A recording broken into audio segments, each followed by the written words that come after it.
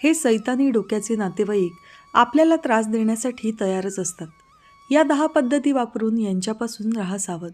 मित्रांनो, आपल्या आयुष्यात नाती खूप महत्त्वाची असतात.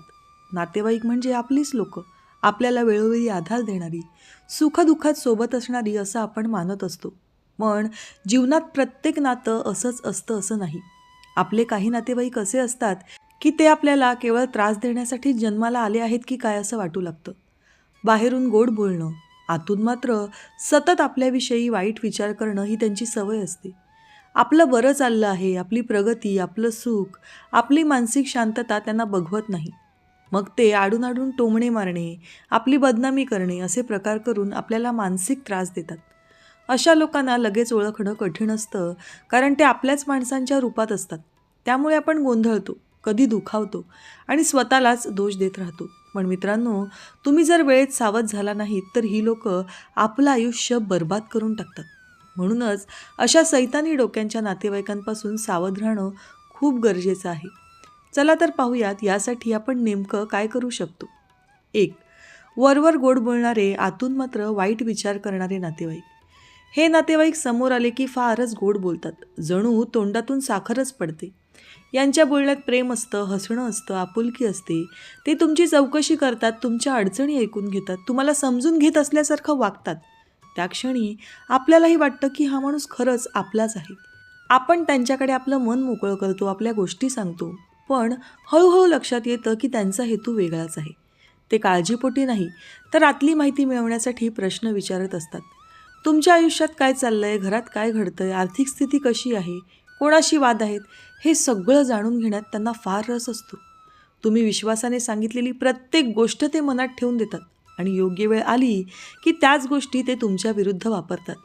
कधी त्या गोष्टी इतरांना सांगून तुमची बदनामी करतात, तर कधी त्यावरून टोमणे मारून तुम्हाला दुखावतात. मग आपल्यालाच प्रश्न पडतो की आपण एवढं सगळं यांच्यासमोर का बोललो. ही लोकं समोर गोड आणि मागे कडू असतात. अशा नातेवाईकांशी बोलताना शब्द मोजून मापून वापरले पाहिजे. यांच्याकडे सगळंच उघड न करता थोडक्यात बोलण्याची सवय लावून घ्या. 2. तुमच्या प्रगतीवर जळणारे, तुमच्या सुखात आनंद न मानणारे नातेवाईक. तुमच्या आयुष्यात काही चांगलं घडू लागलं की या नातेवाईकांच्या जबरदस्त पोटात दुखू लागतं. एकतर हे स्वतः श्रीमंत असतात, पण यांना इतर कोणी पुढे चाललं हे मुळीच खपत नाही. सगळे आमच्या अंडर राहिले पाहिजेत असं त्यांना वाटतं. तुम्ही पुढे जात असाल, काही साध्य केलं असेल, तर त्यांच्या चेहऱ्यावर समाधान दिसत नाही. वरवर ते अभिनंदन करतात, पण मनातून ते जळत असतात. त्यांच्या शब्दात गोडी असते, पण नजरेत अस्वस्थता दिसते. तुमचं सुख, तुमची प्रगती त्यांना सहन होत नाही. तुम्ही हसत असाल, आनंदी असाल, तर ते त्या आनंदात एखादी उणीव काढतात आणि तुमच्या आनंदावर विरजण घालतात. असे लोक तुमचं यश स्वीकारू शकत नाही. हे यश फार दिवस टिकणार नाही, आज आहे उद्या नसेल असे टोमणे अप्रत्यक्ष रीतीने मारतात. कधी तुलना करतात, कधी तुमच्या कष्टांना नशीब किंवा योगायोगाचं नाव देतात. त्यामुळे आपलं मन दुखावतं. खरंच आपण काही चांगलं केलंय की नाही असा प्रश्न आपल्याला पडतो. हळूहळू लक्षात येतं की सगळ्यांना आपलं सुख झेपेलच असं नाही. अशा लोकांसमोर आपल्या आनंदाच्या गोष्टी कमी बोलल्या तर उत्तम.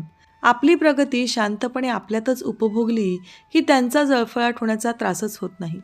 तुम्ही सूर्यासारखे असाल तर नक्कीच चमकणार आहात, पण कुणाच्या प्रतिक्रिया आपल्याला बदलता येत नाही. आपल्या सुखात मनापासून आनंद मानणाऱ्यांशी आपला आनंद शेअर करा. बाकीच्यांपासून थोडं अंतर ठेवणं हाच शहाणपणाचा मार्ग असतो. 3. सतत तुमच्याबद्दल वाईट बोलणारे नातेवाईक. काही नातेवाईक असे असतात की त्यांना दुसऱ्यांविषयी वाईट बोलल्याशिवाय चैनच पडत नाही. आज ते तुमच्याबद्दल बोलतील, उद्या दुसऱ्याबद्दल, पण त्यांच्या बोलण्यात कायम नकारात्मकपणा असतो. तुमच्या आयुष्यातली एखादी छोटी गोष्ट ते इतरांना मोठी करून सांगतात. तुमच्या शब्दांचा अर्थ बदलून इतरांना सांगतात. तुमचा हेतू चुकीचाच होता असं दाखवतात. समोर मात्र ते तुमच्याशी गोडच बोलतात, आपुलकी दाखवतात. त्यामुळे सुरुवातीला तर आपल्याला कळतच नाही की आपल्या मागे काय चाललं आहे. हळूहळू इतर लोकांचं आपल्याविषयी वागणं बदललेलं जाणवतं. आपल्याकडे संशयाने पाहिलं जातं. तेव्हा काहीतरी बिनसलं आहे याची जाणीव होते. अशावेळी मन खूप दुखावतं, राग येतो. आपणच काहीतरी चुकीचं केलं की काय अशी शंका येते. पण त्यांच्यासमोर स्वतःची बाजू मांडत बसणं, सफाई देत फिरणं उपयोगाचं ठरत नाही. म्हणूनच शांत राहून मोजून मापून बोला. तुम्हाला कोणी शिष्ट आहे असं म्हटलं तरी चालेल. आणि अशा लोकांशी फार जवळीक न ठेवता आपण आपलं काम करत राहिलं पाहिजे. वेळ गेल्यावर लोकांनाही कळतं की कोण काय आहे ते. म्हणून आपली प्रतिष्ठा जपण्यासाठी अशा लोकांपासून थोडं दूर राहणंच बरं असतं. 4. तुमच्या चुका शोधत बसणारे नातेवाईक. काही नातेवाईक असे असतात की त्यांचं लक्ष तुमच्या चांगल्या गोष्टींकडे कधीच जात नाही. तुम्ही कितीही मेहनत केली, कितीही चांगलं वागलात तरी त्यांना ते दिसत नाही. पण तुमच्याकडून एखादी छोटीशी चूक जर झाली की ती लगेच त्यांच्या नजरेत भरते. त्या चुकीचा ते राईचा पर्वत करून इतकं मोठं करून सांगतात की जणू काही तुम्ही फार मोठा गुन्हा केलेला आहे. तुमच्या तोंडावर काही बोलणार नाही, पण मागे तीच चूक पुन्हा पुन्हा काढत बसतील. इतरांनाही सांगतील, याचं असंच असतं, हा कधीच नीट वागत नाही. त्यामुळे लोकांमध्ये तुमची प्रतिमा हळूहळू खराब होत जाते. त्यांच्या सतत अशा टोचून बोलण्यामुळे आपला आत्मविश्वास या लोकांसमोर कमी व्हायला लागतो आणि स्वतःच्याच निर्णयांवर आपल्याला शंका यायला लागते. पण जसजसा यांचा अनुभव यायला लागतो तसं कळायला लागतं की ही लोकं तुम्हाला सुधारण्यासाठी नाही, तर तुम्हाला खाली खेचण्यासाठी तुमच्या चुका शोधत असतात. त्यांना तुमची प्रगती, तुमचं पुढे जाणं सहन होत नाही. म्हणूनच ते चांगल्या गोष्टी दुर्लक्षित करून वाईट गोष्टी शोधत राहतात. अशा लोकांच्या बोलण्याला फार महत्त्व दिलं नाही, त्यांच्यासमोर स्वतःचं समर्थन करत बसलो नाही, तर हळूहळू त्यांची ताकद कमी होते. प्रत्येक माणसाकडून चुका होतात हे मनाशी पक्क केल्यावर त्यांच्या शब्दांचा परिणाम कमी होतो. स्वतःच्या कामावर लक्ष ठेवलं, शांत राहिलो आणि यांच्यापासून सुरक्षित अंतर ठेवलं की जगणं सुकर होऊ शकतं. 5. तुमच्यात न्यूनगंड निर्माण करणारे नातेवाईक. काही नातेवाईक असे असतात की ते थेट वाईट काही बोलत नाहीत, पण त्यांच्या बोलण्यातून तुम्हाला सतत तुमच्याविषयी कमीपणा जाणवतो. ते तुमच्याशी बोलताना नेहमी कुणाशी तरी तुमची तुलना करतात. तो बघ किती पुढे गेला, ती बघ किती हुशार आहे, आपल्याकडे कुणीच असं नाही. अशा वाक्यांतून ते हळूहळू तुमचं मन खच्ची करतात. सुरुवातीला आपण त्यांचं बोलणं फारसं मनावर घेत नाही, पण वारंवार तेच ते शब्द ऐकू येऊ लागले की मनावर त्याचा वाईट परिणाम होतो. आपल्यातच काहीतरी कमी आहे असं वाटायला लागतं. हळूहळू आपला आत्मविश्वास ढासळतो. आपण काही करायचं ठरवलं तरी शंका येते. आपल्याला जमेल का असा प्रश्न मनात घर करतो. ती लोकं मात्र हे सगळं अगदी सहज करतात. जणू काही ते तुमचं भलंच पाहत आहेत अशा आविर्भावात बोलतात. पण प्रत्यक्षात त्यांना तुमचं पुढे जाणं, स्वतःवर विश्वास ठेवणं आवडत नाही. तुम्ही खचून जावं, थांबावं, इथेच अडकून राहावं असंच त्यांना वाटतं. त्यांच्याकडे लक्ष देऊ नका. स्वतःच्या प्रगतीकडे, मेहनतीकडे लक्ष ठेवलं, आपल्या छोट्या छोट्या यशाचीही किंमत ओळखायला शिकलो की मन बरोबर मजबूत होतं. प्रत्येकाची वेळ, परिस्थिती आणि क्षमता वेगळी असते हे मनाशी पक्क केल्यावर तुलनेनेही आपल्याला फरक पडत नाही. 6. घरात भांडणं लावणारे नातेवाईक. काही नातेवाईकांना आपल्या घरात सगळं बरं चाललं आहे, शांतता आहे हे अजिबात सहन होत नाही. सगळं नीट चाललं असेल, घरात हलकं-फुलकं वातावरण असेल तर त्यांना ते खटकतं. मग ते हळूच एखादी गोष्ट इकडून तिकडे पोचवतात. एका माणसाला काही वेगळंच सांगतात, दुसऱ्याला त्याच गोष्टीचा वेगळाच अर्थ सांगतात. त्यामुळे गैरसमज निर्माण होतात. कोणी काय बोललं, कोणी काय म्हटलं यावरून घरात चर्चा सुरू होते आणि ती हळूहळू भांडणात बदलते.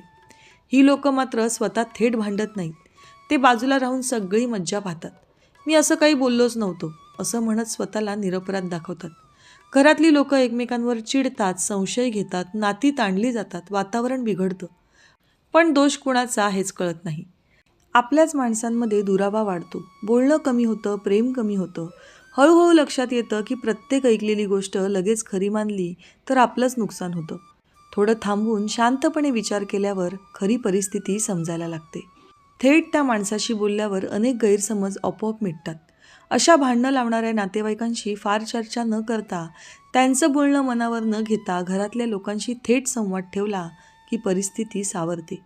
मनाला हेही कळतं की शांतता टिकवायची असेल तर काही लोकांपासून थोडं अंतर ठेवणं गरजेचं असतं. 7. मदतीचं नाटक करून नुकसान करणारे नातेवाईक. काही नातेवाईक मदत करतो असं दाखवूनच आपल्या आयुष्यात शिरतात. सुरुवातीला ते फार काळजी घेणारे, समजूतदार वाटतात.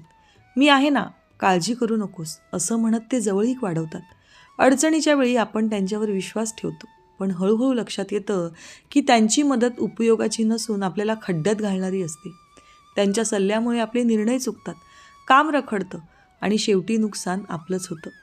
ही लोकं मदत करताना उपकार केल्यासारखं वागतात.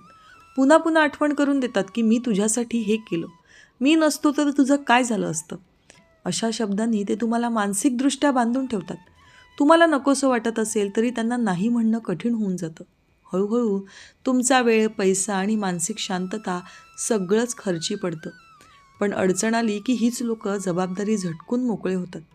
अशा अनुभवातून माणूस शिकतो की एखाद्याने देऊ केलेली मदत डोळे झाकून स्वीकारायची नसते. कोणाची मदत आपल्याला पुढे नेत आहे की मागे खेचत आहे हे समजून घ्यायला लागतं. हळूहळू स्वतःचे निर्णय स्वतः घेण्याची सवय लागते आणि पुन्हा फसवणूक होण्याची शक्यता कमी होते. 8. तुमच्या निर्णयांवर शंका घेणारे नातेवाईक. काही नातेवाईक असे असतात की तुम्ही काही ठरवलं की लगेच त्यावर प्रश्नचिन्ह उभं करतात. तुम्ही काही नवीन करायचं म्हटलं, एखादा निर्णय घेतला की ते लगेच म्हणतात, तुला हे जमेल का? लोक काय म्हणतील? आधी कुणी असं काही केलंय का? अशा प्रश्नांनी ते तुम्हाला गोंधळात टाकतात. सुरुवातीला आपण त्यांचं ऐकतो कारण ते आपलेच आहेत, मोठे आहेत, अनुभवी आहेत असं वाटतं. पण हळूहळू त्यांच्या बोलण्यामुळे आपण कुठेतरी खड्ड्यात पडतो.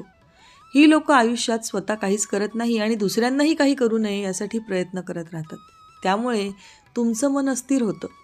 एक निर्णय घेण्यासाठी 10 वेळा विचार करावा लागतो. कधीकधी तर आधीच ठरवून ठेवलेली गोष्टही सोडून द्यावीशी वाटते. हळूहळू लक्षात येतं की सगळ्यांचं ऐकत बसलो तर आपलं आयुष्य आपण जगूच शकणार नाही. प्रत्येकाचा अनुभव वेगळा असतो, प्रत्येकाची भीती वेगळी असते. हे कळल्यावर त्यांच्या सल्ल्याला किती महत्त्व द्यायचं हे आपणच ठरवू शकतो. 9.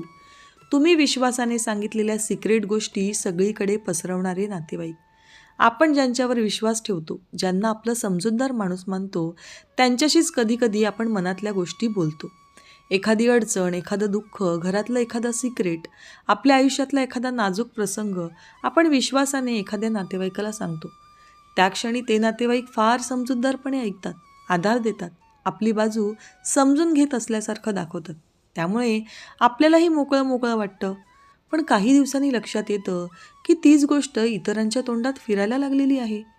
आपण कुणालाच सांगितली नव्हती अशी गोष्ट सगळीकडे कुठून पसरली हे कळत नाही आणि मग फार मोठा धक्का बसतो.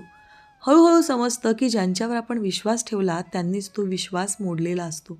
आपलं वैयक्तिक आयुष्य चर्चेचा विषय बनलेलं असतं. लोक प्रश्न विचारतात, टोमणे मारतात, सल्ले देतात.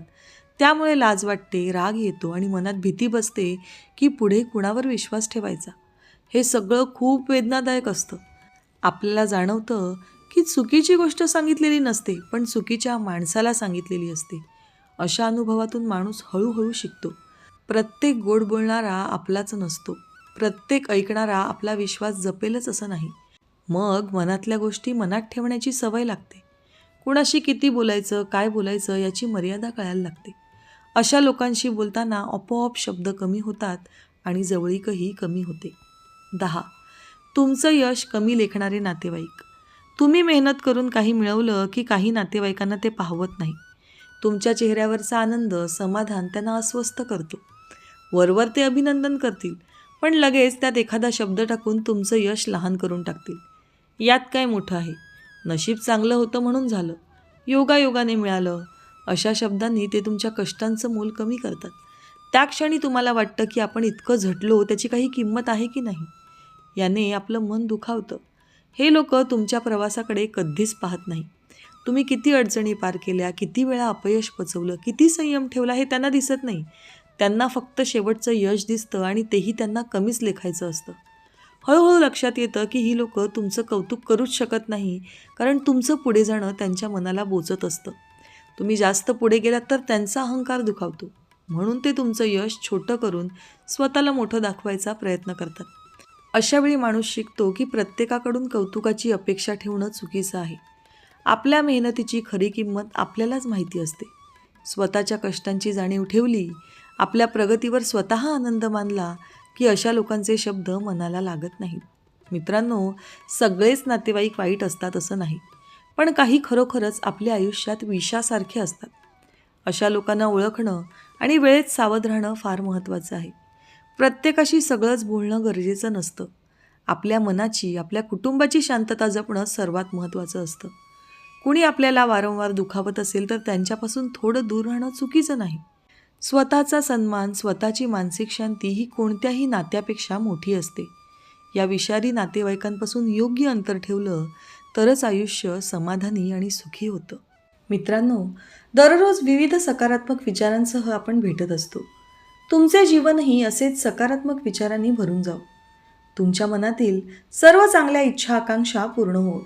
तुम्हाला सुख समृद्धी लाभो ही ईश्वराच्या चरणी प्रार्थना. मित्रांनो, आजचे विचार जर तुम्हाला आवडले असतील आणि ते पटलेही असतील तर कृपया व्हिडिओला लाईक आणि चॅनलला सबस्क्राईब करायला विसरू नका. उद्या पुन्हा भेटूया नवीन विचारांसह. तोपर्यंत धन्यवाद.